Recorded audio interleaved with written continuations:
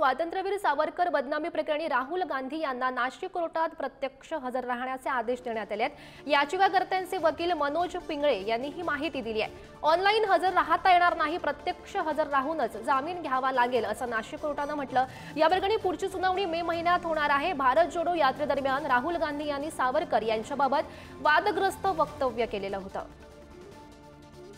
अशी कोणाला पण VIP ट्रीटमेंट देऊ नये की VC वर जामीन आणि डिजिटल साईनने जामीन।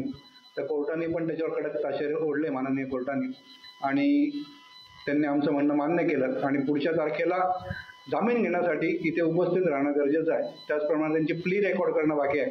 ती प्ली पण रेकॉर्ड करण्यासाठी त्यांना स्वतः इथे यावं लागेल, त्यांना VC द्वारे उपस्थित राहता येणार नाही, हे कोर्टाने मान्य केलं।